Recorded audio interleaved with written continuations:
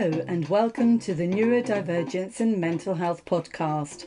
My name is Sally Nilsson and I'm a psychotherapist, published author, public speaker and mum. I discovered my autism and ADHD aged 56 in March 2021, and having rewritten my life story, I'm on a quest to advocate for neurodivergent community.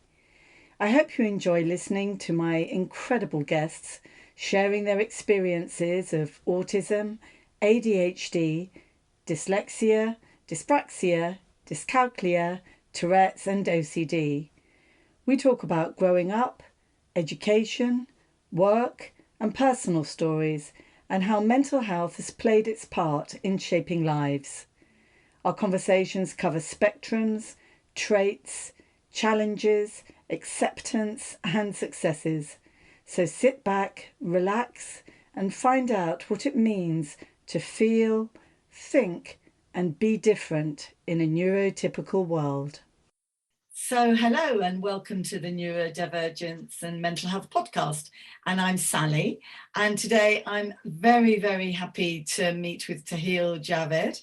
And I came across, well, we were sort of talking to each other in the background of LinkedIn, and then you kindly invited me on to a meet and greet. And I wasn't ready and I got all confused. And then you put me on there. Well, I was on there and all of a sudden I was surrounded by all these amazing psychiatrists from the Royal College of Psychiatry and the fantastic musicians and you and everything. And but it was wonderful and really interesting, and I was so excited to hear that the Royal College of Psychiatry are moving forward in such a positive way within our neurodivergent community, and we can talk a little bit about that. But it was a wonderful meeting and I'm so happy to have you on, so thank you so much. And what I'd like to do, if I may, is just give me a very, very quick introduction of yourself. Anything you want to say about yourself and really what you do in the area of neurodivergence, please. Okay, thank you so much for having me over, Sally. It's been an honor and a pleasure, honestly. And to have you in that meet and greet session, it was a great experience for all of us as well.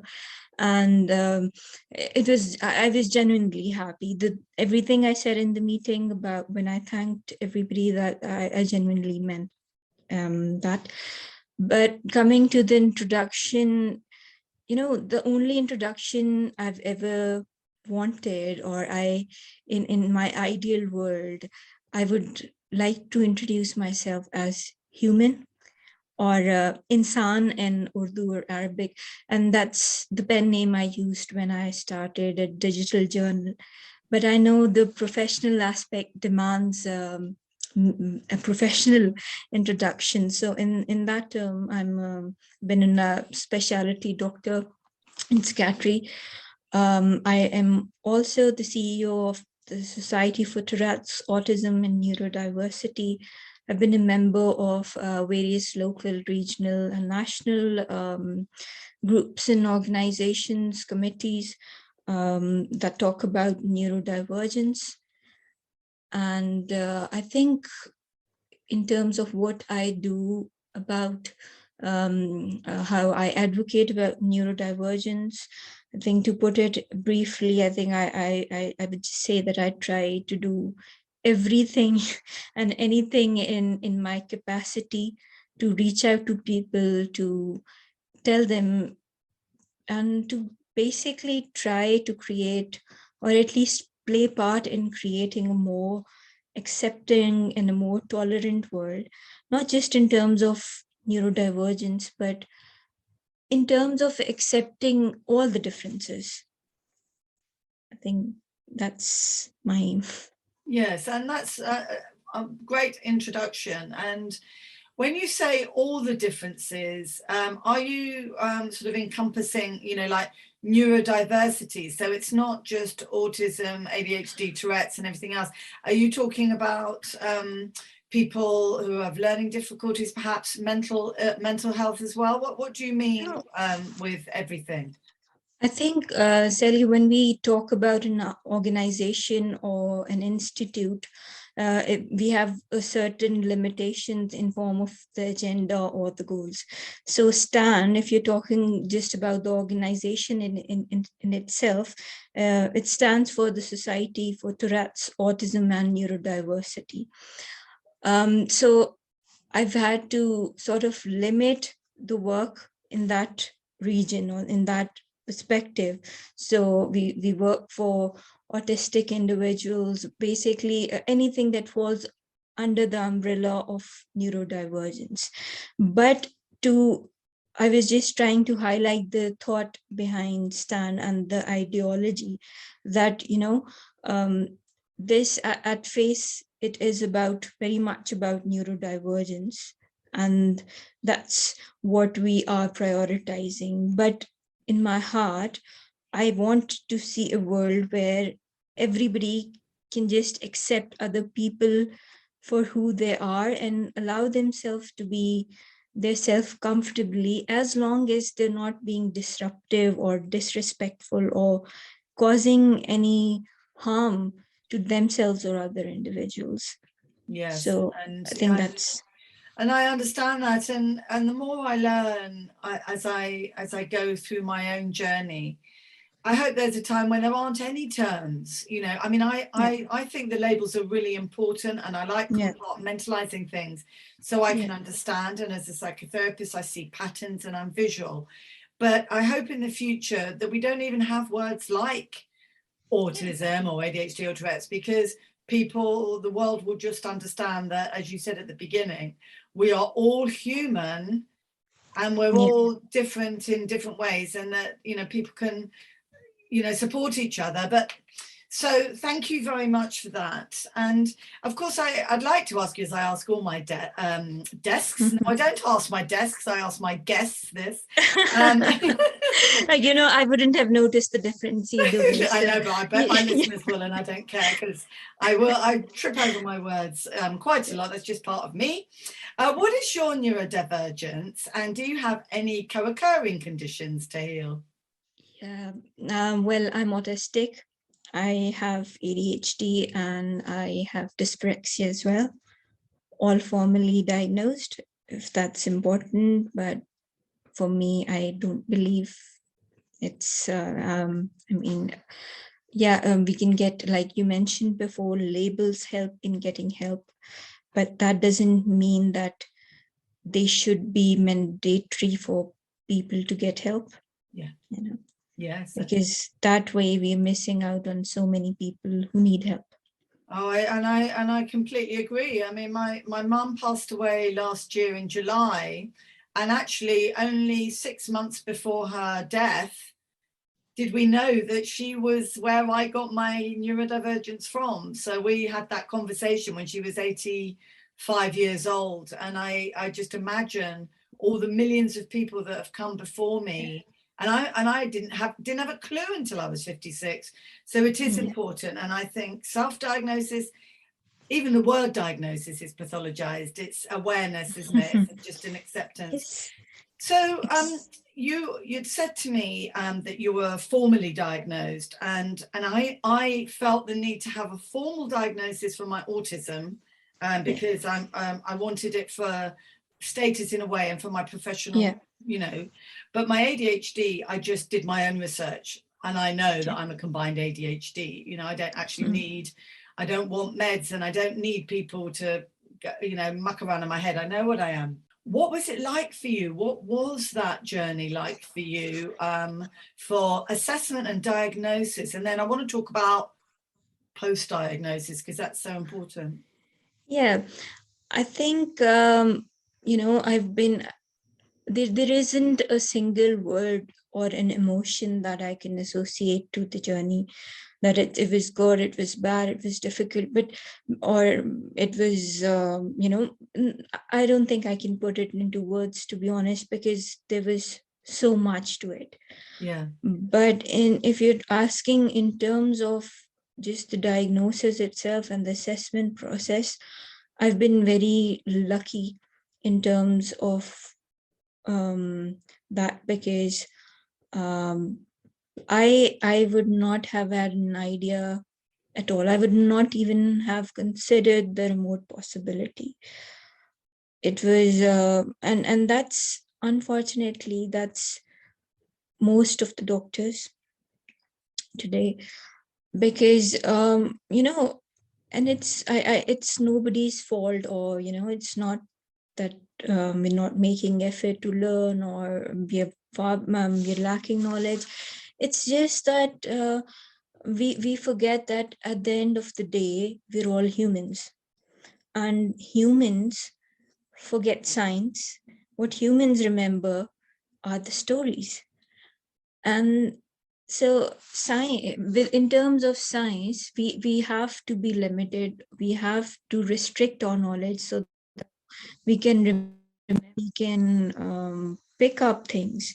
But then that sets a lot of limitations on how we view things. So for many doctors, and like, we follow rules and guidelines and criterias. And so for me, autism and ADHD was about young boys who are disruptive, or shouting, or who can't,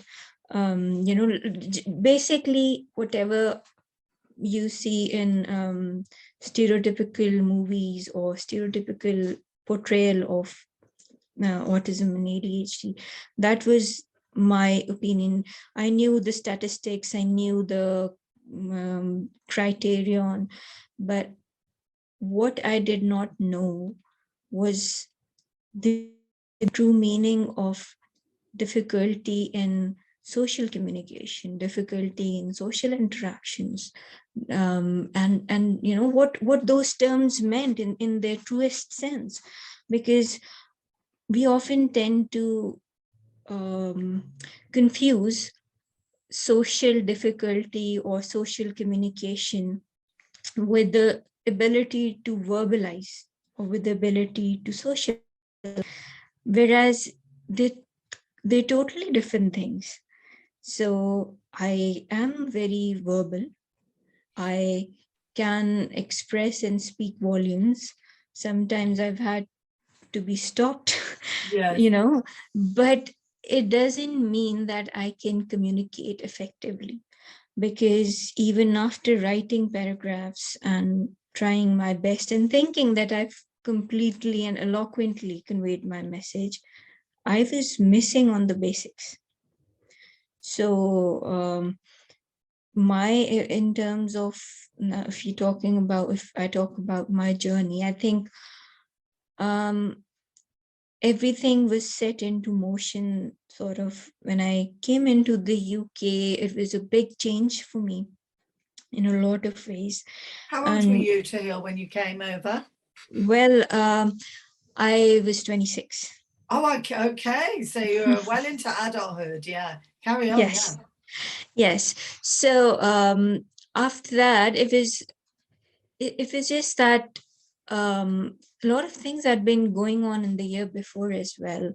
And soon after coming to the UK, I actually came during the middle of the pandemic in 2020. So I, after about 2 or 3 months in the UK, I contracted COVID, and which turned into long COVID. Oh no. I'm sorry, is your screen frozen? Okay, sorry. I thought your screen was frozen, sorry. No, it's okay. It's all right. Let's just carry on. We don't need to stop that. That's fine.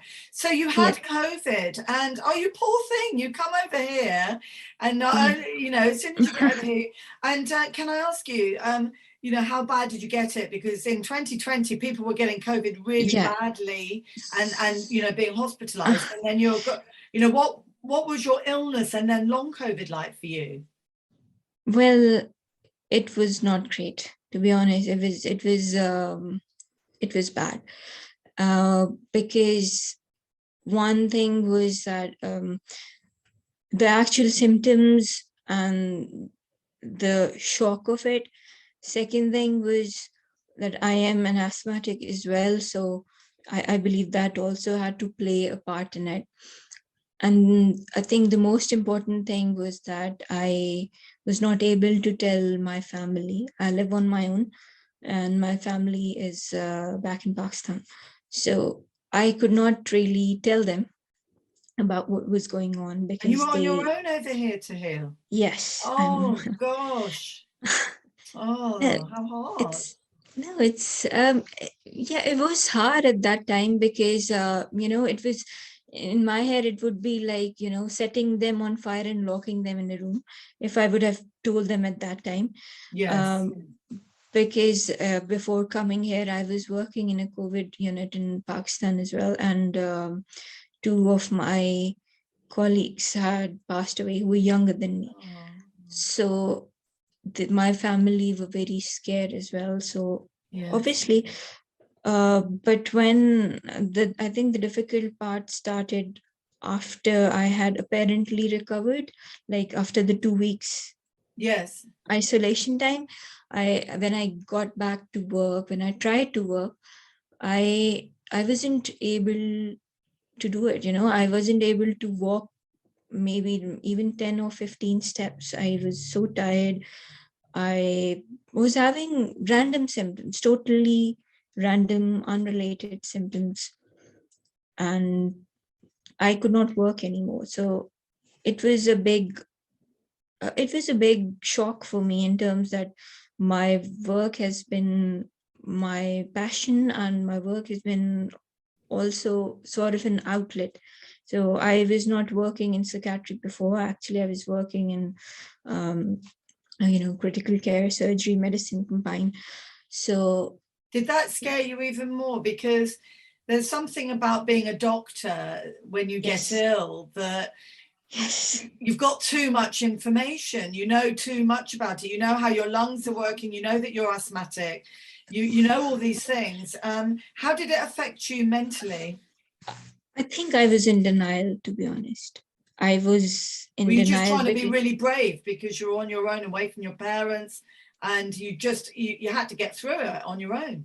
To be honest, I was not intentionally trying to be brave. I just did not want to entertain the possibility that, I was not able to perform or work anymore. So that was a big thing for me, because I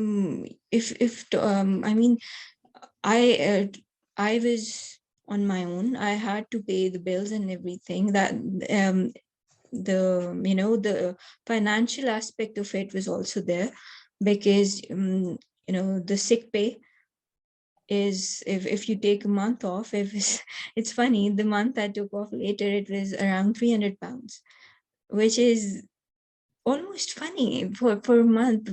So I think that also had to play an important part. But long story short, I was in Yorkshire at that time. It got to the point where my stats had started dropping and all. It got pretty bad. So I had to come to Birmingham to the only person I trusted in the UK. And I was very well taken care of. But I think that's the shock of the entire process. That was, and how my parents found out during that journey. It was probably the first meltdown phase I ever experienced. Meltdown. Yeah. And for you, because the meltdown is a very unique and sort of tailor-made experience for each person, same as shutdown, same as burnout. And so for you, how did the meltdown manifest itself for you, Taheel? Well, in all honesty, Sally, it was bad. It was bad in a way that so I was pretty sick, and I was not planning on actively telling my parents. But my friends, a few of my friends knew. So I had asked, they were basically asking me to tell my parents. I asked some time that, I need some time. I'll tell them, but just give me some time. But obviously, the condition I was in at that time, they were also scared. And my parents found out, and when they found out, I freaked and panicked, and I literally I came to Birmingham, and I was in, I don't even remember the journey in whole, to be honest, Sally. I just... Did you dissociate, do you think?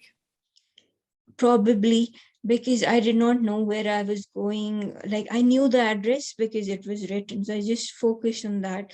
But it was the first time that I was totally lost in my head. So yes, I started crying in the train, and I still remember there was a young boy who was looking at me, and he panicked and he called the conductor, and then somebody came, and I was crying by that time, and somebody asked me that what's happening, and I said, I want to go back home. oh. And he said, where's home? And I said, Pakistan. Oh, God, you made me want to cry, Taheel. Oh, yeah. You poor thing. No, it was funny because he was confused. He said, so are you planning to go back to Pakistan on a train? And I said, no, I want to. I showed him that I want to go here. And then I think the staff was amazing.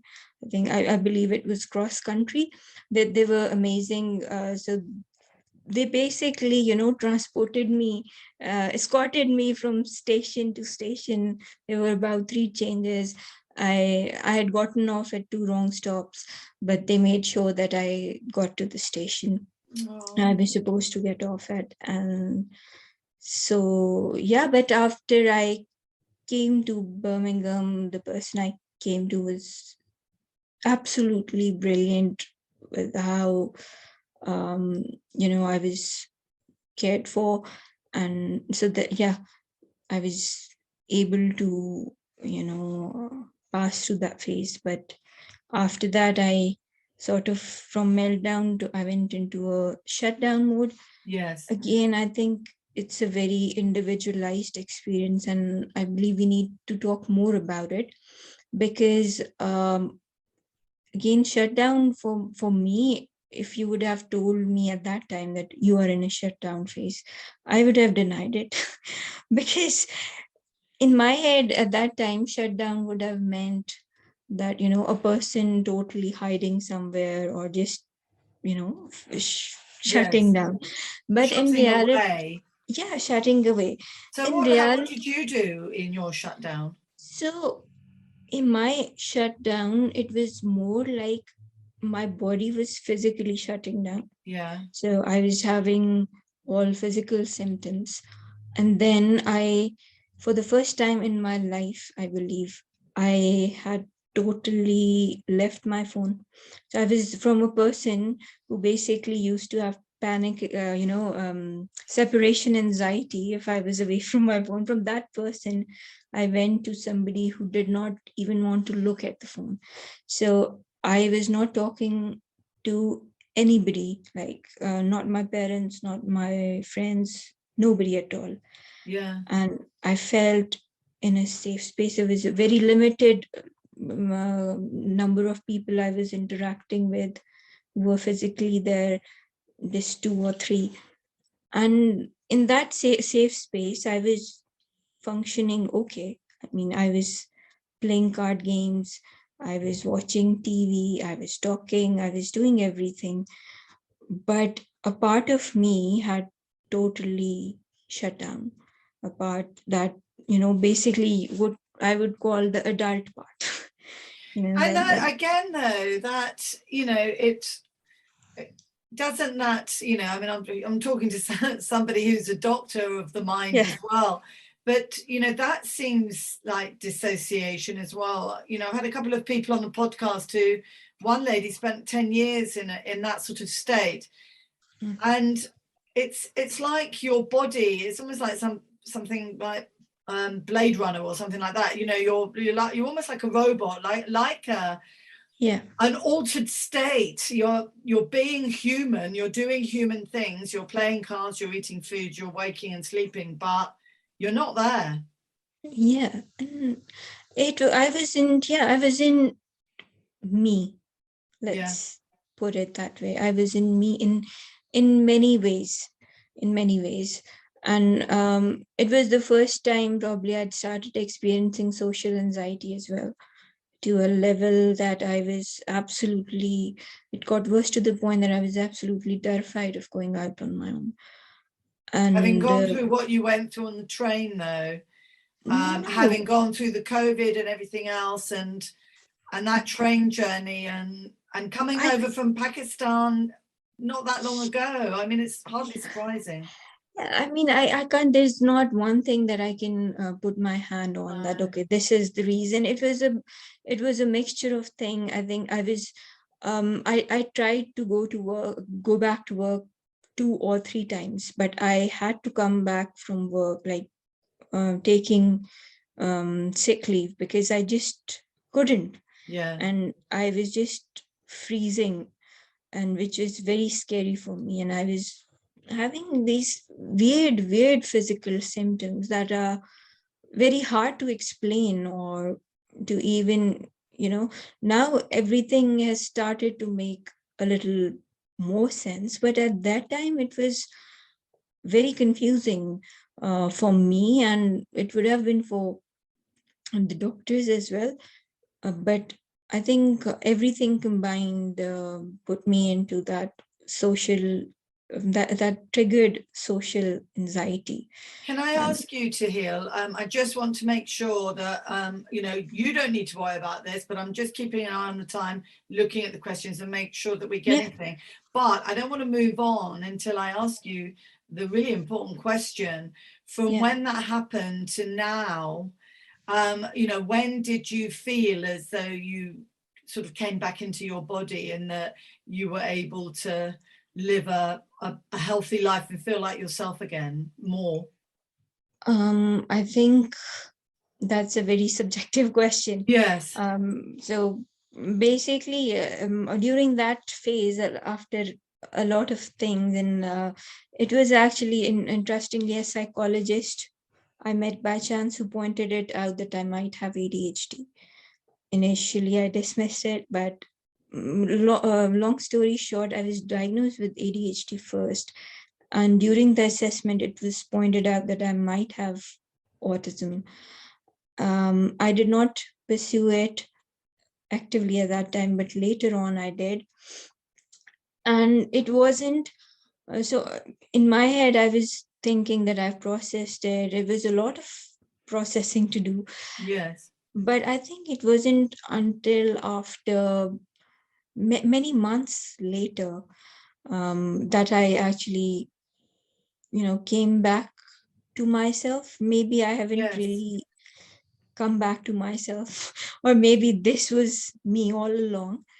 But the thing is, I don't know what the listeners will understand with you saying that, but I do understand. Because, the reason I understand is I look at the similarities, and there are differences, there are similarities, but I went through 56 years of thinking I was mentally ill. 56 years of not understanding why people were making that face at me when I said words. And not understanding why they were, when I was getting a troubled attention because of a look I've made. I felt perfectly all right inside my body, but somebody else decided to punish me because of how I looked.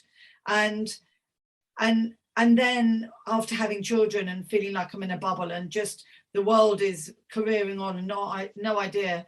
But then you get diagnosed and you suddenly start making sense, and you go through it. But I don't want to run before we can walk, because I guess what I'd like to ask really is, because this will lead on to this wonderful, this 3-part article about your life, which I would really like you to put in the link, because it was, in the show notes afterwards, because I just felt as I was walking with you in your life, and you're in Pakistan and I'm here, but it was the same story.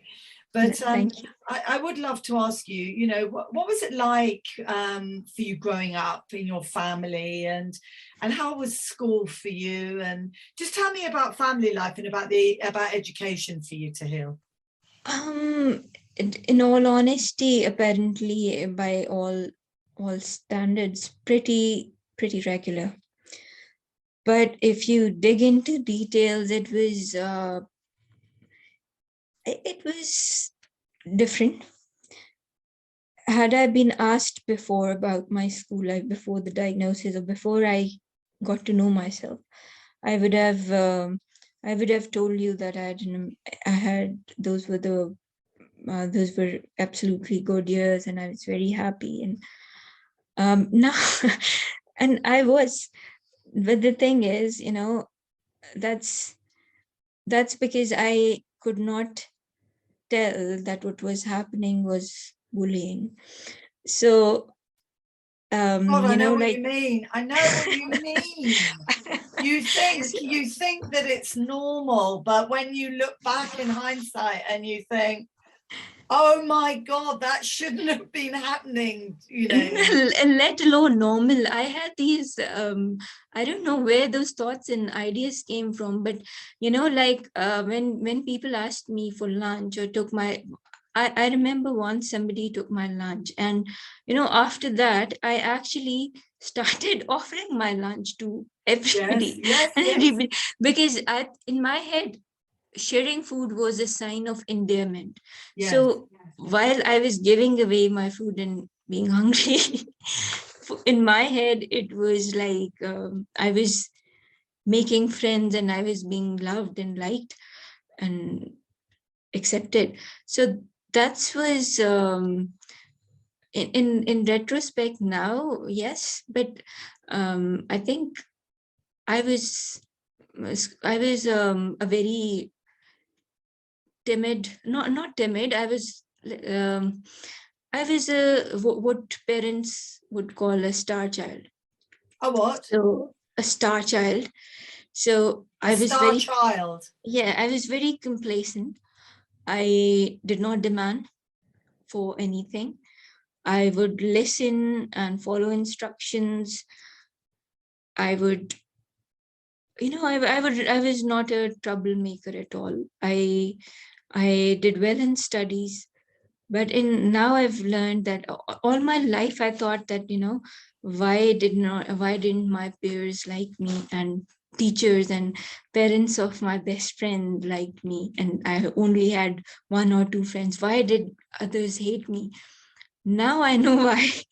Because, the problem is that being autistic it's about things you do with a good intent that turn out to be bad.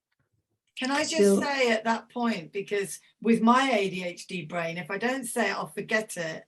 And it's so good for our listeners to be able to see what happened, the equivalent of in their life. And when you were saying about you were giving your lunch and it was endearing, and that's what you did, and you liked to do it.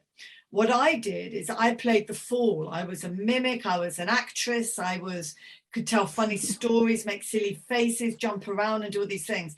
And so I played the fool, and people thought it was hilarious, and they would almost treat me like a monkey in a way. They would say, Sally, come over here and perform, basically. Go over here and perform. Do that thing that you did. And I had no idea. So I'd be performing all over the place and make friends. And I thought, oh, these people like me. They think I'm really good because I'm so funny and I'm making them laugh. And what a great thing. But I was never invited over. I never went to parties. I wasn't in the group. I would just flit from group to group doing my little show. Everyone thought it was great and patting me on the head and everything else. And my whole life was like that.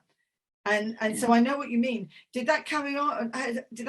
Throughout your life in a similar way, that sort of behavior? Unfortunately not. I've been very blessed in terms of people who became my friends, even as a child. So I'd two friends, and then from 5th grade onward, I had one best friend, and then O levels 4 friends, and even in college. So I found people who who were good friends in all ways. So perhaps that's why I was so shielded and so protected that I never realized that I would have. This is me. I was, in all honesty, Sally, I was very overconfident about myself and how I was perceived, because my obviously that close circle of my friends, they never made me feel different or weird or anything. So I did not realize how other people would be perceiving it, or how other people can take it in wrong ways, because those were the only people I interacted with. In fact, after the diagnosis, I asked one of my friends that, why didn't you tell me before that I talked so much, or I could I could pick it up in their tones or something, but nobody ever actually said that to me. So I asked them later on a lot of questions, and they said some of the answers were funny, some were just sad, and I just wished that my friends would have mentioned it or told me, But because but maybe, I mean, looking back at your friends, I don't know if you still have them now, were any of your other friends neurodivergent? Because, we do have a bit of a magnet, don't we? We draw other little aliens around us. I mean, were they all neurotypical, or were some of them wired differently? Well, for 3 of them, I can say with almost a certainty that they're neurodivergent. I just pitched in an idea to one of them though. But I think I would want them to find it on their own, because everybody's journey is different. And things that they might not, most of them are doctors. So there's a lot of neurodivergence in the doctor's yes, though, but unfortunately, when we were talking about doctors, there's a certain rigidity that comes with medicine, I suppose. So I think maybe I'm sort of scared to tell them directly. Well, I mean, it's horrendous, really, because people call me Mad Sally, and I suppose I was gaslighted quite a lot, and I just thought, well, okay, I'm mad, so I'm just going to be mad. But then when I was diagnosed, I did start looking around my world, and I can point out, I'm sorry, but all the research I've done over the last 2 years, hundreds and hundreds of hours of it, I can point out a few, but I'm not going to say anything, because I did try once and I got into big trouble. But just tell me a little bit, Taheel, about your family life. I was particularly, in the article that you're going to give me the link for, you spoke about your mum, and are you happy just to talk about her a little bit? Yeah, it's awkward talking about my mom, because Sally, I think we're very different in terms of what we consider personal and how much we let out. People call us oversharers sometimes, but I think it's again a difference in how we measure those things. So people know many things about me that they shouldn't. But what I wrote in the article was honestly, most of the things I'd never told anyone before, because I thought that would make me vulnerable. But I felt that I had to do it, because people need to know that the differences. Talking about my mom, I think our relationship has always been multidimensional. And I am pretty sure she's on the spectrum as well. So it's just that I just wish either one of us would have voiced it out, what we needed from each other. mostly me, because I think I've been very, I've always held myself back in terms of what I needed, what I wanted. And perhaps the sad part is that those were the things that were the easiest ones. So I made both my and my mom's life quite difficult by holding back. Like, so yeah, so I would, I think for every emotion I could not express my, or whether it was pain or hunger or anything at all, my go-to thing was tummy ache. So the funny part was during the assessment, my mom actually mentioned it, that I used to have a lot of tummy aches, and it but made you did me. that. You would have done though, because that's a fight and flight response, isn't it? No, I perfectly remember that I did not have tummy aches.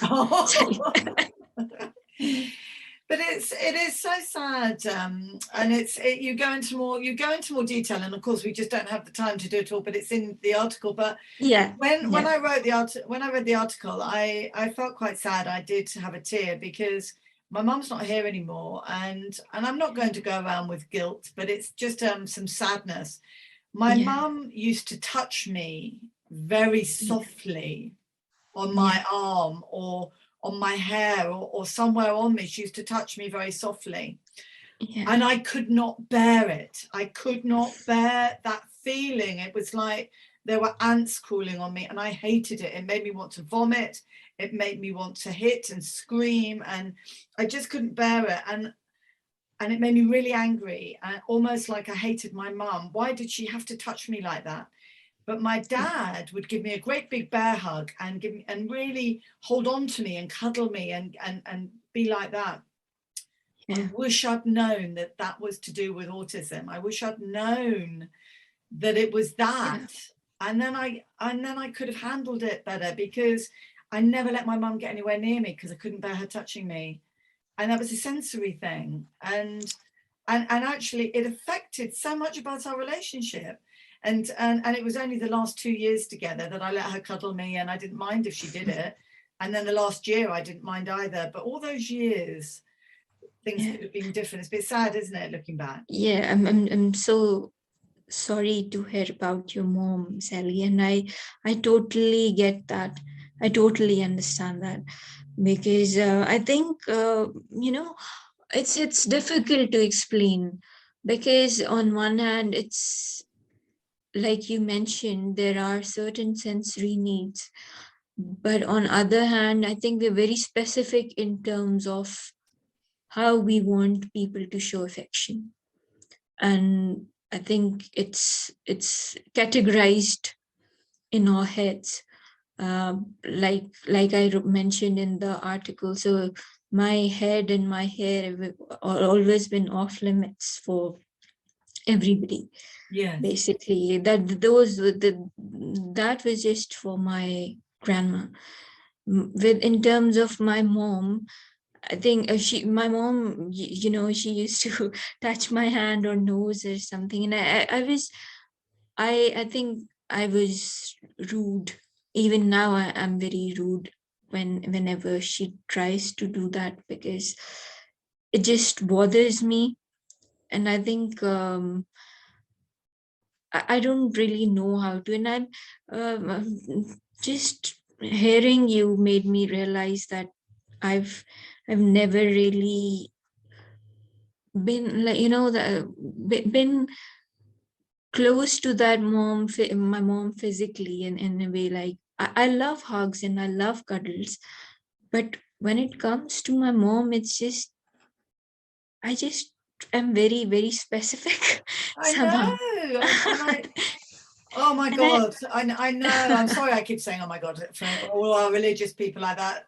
So thank you so much for that. And daughters and mums. But And then, you know, we fast forward and, you know, you went through education and you became a doctor. But the thing is that I'm so interested about what you do for the neurodivergent community.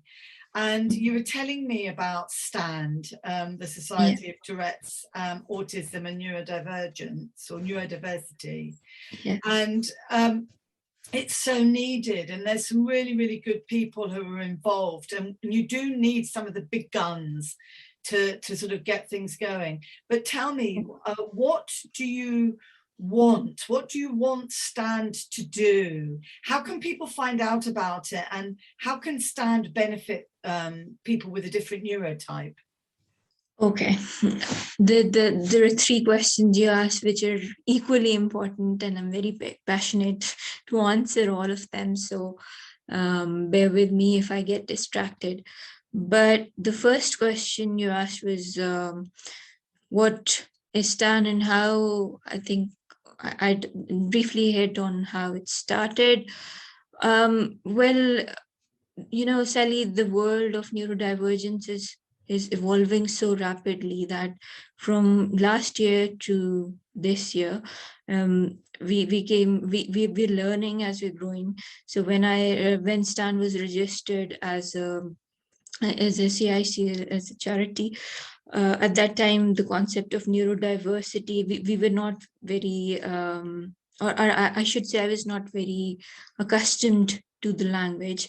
So the now the name of organization is grammatically, I believe, incorrect, but neurodivergence should be the word that would use for N. But in general, I think STAN stands for everything that's in the name. Yes. And it's initially we started off as a group of doctors, but the aim and idea was to promote awareness about neurodivergence and how these conditions can present in different people and different genders to everybody. And that was the reason we tried to gather everybody together from different fields, and we have members who are from all sorts of fields you could name, because I did not want to, you know, most of the neurodivergent people have felt excluded most of their life. And which different areas did they come from? Give me some examples. Yeah.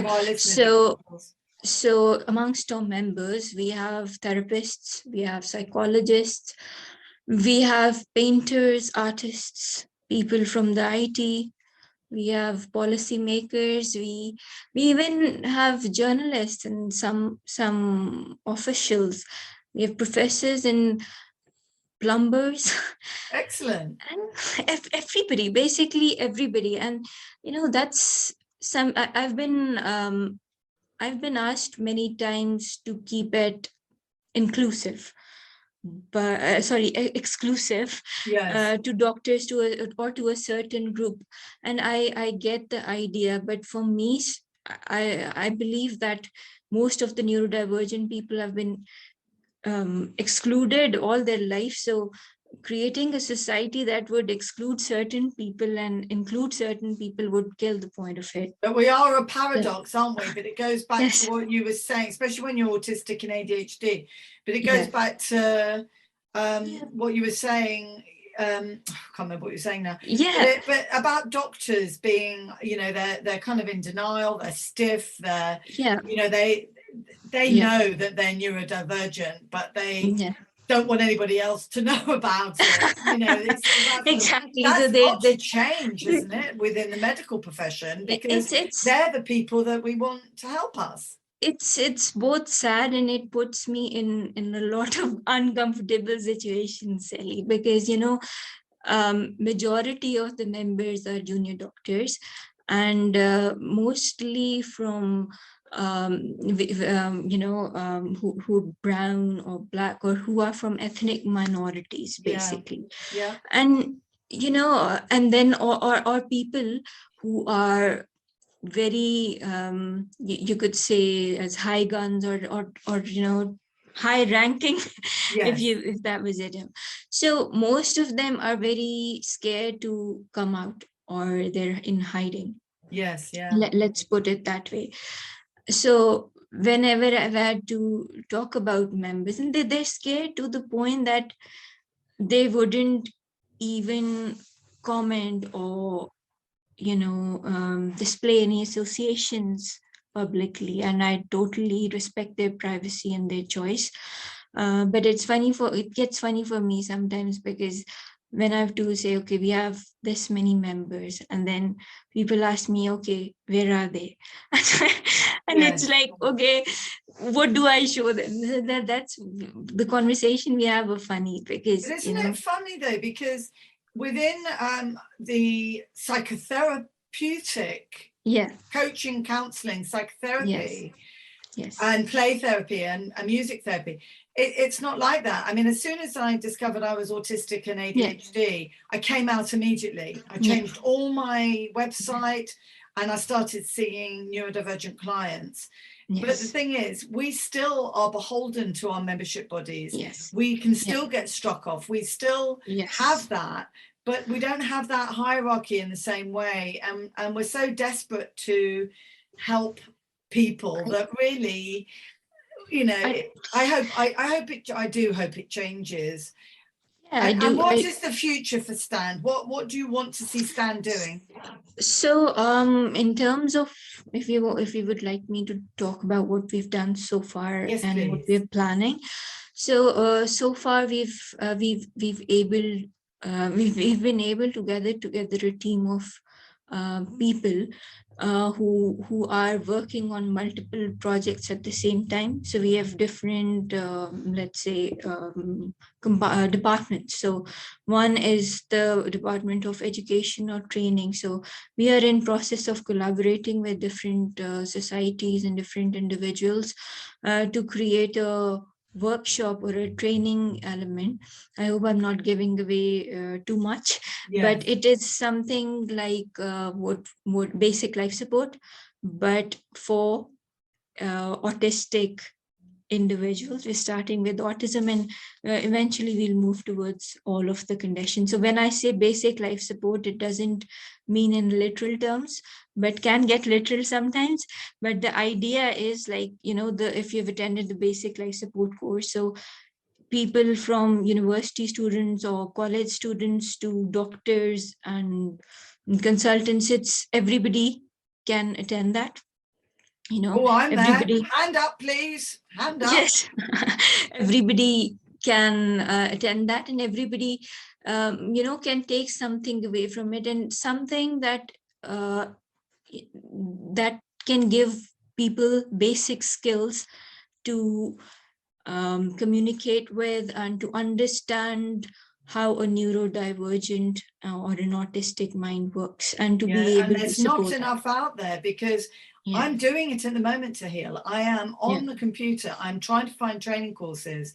It has to be run by a neurodivergent person. That's very important. Exactly. Because I'm sorry, you're not going to get it unless you're neurodivergent. And it needs to understand, because the spectrum is so big and the traits are so different. Exactly. And the second barrier I found was the costs of it. So the problem is, like, if you want to make something inclusive, we have to consider people coming from all sorts of backgrounds. Nobody, I don't think many people can afford to pay hundreds of pounds to attend especially junior doctors, or if we keep the costs high, it means that we are automatically excluding a major proportion. So what we are trying to do is to create something that's free of cost, essentially. I know it's a big claim to make, but I can give you my word. I'm very, very pleased with that, because I think as the stigma is dropping, as there's so much interest, as it's neurodivergence in all its forms is going on the television, there's celebrities, there's scientists, there's people all over the world. We need good training courses quickly. Yes.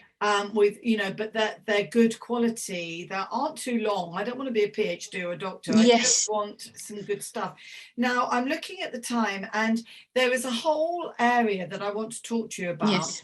But I'm not going to do it in 5 minutes. I'm going to bring you back, if I may, because I think what might be really, really nice would be to have a podcast with play therapy and music therapy. Yeah, definitely. I think that's have two, and we'll talk about both of those in a whole podcast, because I've just recently been to the Lego convention, and I love Lego myself. Yes. I have a number of instruments that I can't play, but I love instruments. So there's a whole subject there, and I'll have you back for that.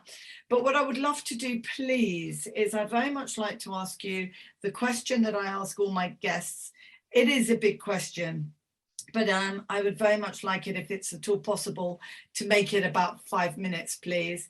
And it's this, and it's Taheel, how would you like to see positive change at home, at school, and in the workplace to help all neurodivergent people be included and thrive as valuable members of society? I think, Sally, it all comes down to education and awareness. That's the basic. We need to start from the basics.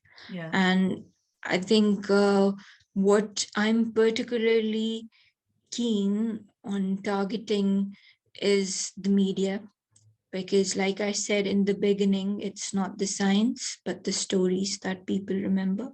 Yes. So that's my area of interest. We've also been getting in touch with various bodies to get a group of people together, like real faces of neurodivergence, real life heroes people can look up to and see and quote. Yes. I think in terms of acceptance, education, that's what I see. I aim that one day I'd like to see that, you know, everybody knows what neurodivergence is. Everybody knows that. Basically, I don't ever want anybody to be questioned or given that look, or be told that, oh, you don't look autistic. I want people to know that there is no face, there's no look that's associated with autism or neurodivergence. It's a spectrum for a reason. Yes. And a radial one. And I think that's what I see. And I believe that if we work together, all of us together, keeping our personal interests and egos aside, I think we can make a difference. Because it's like, unfortunately, sometimes it's human nature to get tangled up in specific goals in certain areas. But what I see is that if everybody comes together towards one goal, I think it would be very easy to achieve it, and it would be quick.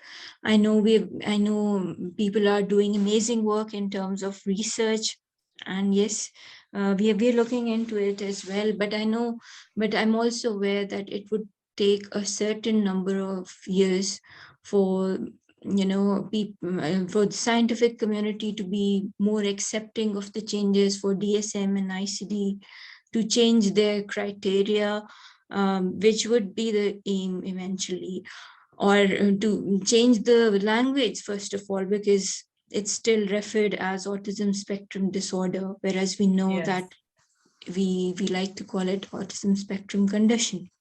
That's right. So starting with that would be good, but I know it would take time. But meanwhile, it was not possible for me, Sally, to just sit and wait. I have seen people suffer and lose their life just because they could not get help in time. And I personally, I cannot allow that to happen, if I may. So I want to do everything and anything in my capacity, and to any, I am ready to do anything for the cause, basically, because I know you, and it comes over so genuinely, and you are so authentic, and for me, it happened, I found out last March, and I was doing a little bit of research before, but I haven't stopped since then. And this podcast, we're coming to the end of series 2, and I don't know if there will, how many series, probably not that many. I don't pay my guests. I don't get paid for it. I don't want to. This is a platform so that people can share their bits. And what I just hope is that together, everybody who wants to be part of this culture of humans, who, just the doctors and the medical side, it's got to work from the inside out and be built. But Taheel, I am so grateful for you to come on to the podcast today. Honestly, Sally, what you mentioned it's just echoed my thoughts about everybody. Like, it's people like you, and the senior officials of the Royal College of Psychiatrists. I must praise them here again, because it's nobody, the meeting you attended on 22nd of February, I mentioned that over there, and I'd like to mention it again over here. Not a single one of the attendees or speakers were paid. And the celebrities, they get paid in millions, Sally, just for shows. And the fact that they came, everybody gathered together purely for the cause, not for the any personal gains or promotions. It was a proof that people want to help out, people want to make a difference. It's just about reaching out to them. It's just about putting things in place, and I think that's what all of us together are trying to do. And we will. We leave our egos aside. We don't need those. We just, no fighting, just love and support for our fellow humans. And look, please, I hope you have a wonderful spring and summer, and I will get you back. I think there probably will be a few more podcasts, but I would like to get you back to talk music. It's very close to your heart. It's close to mine. But for now, I just want to say thank you very, very much indeed. Thank you for coming on, and we'll keep talking. Thank you so much for having me, Sally. Thank you. You're very welcome. It was really nice. Bye-bye, Taheel. Bye, Sally. Thank you. Bye. Thank you very much for listening to the Neurodivergence and Mental Health podcast. Links and resources will be at the end in the show notes. I very much look forward to meeting you again. Thanks for listening. Bye.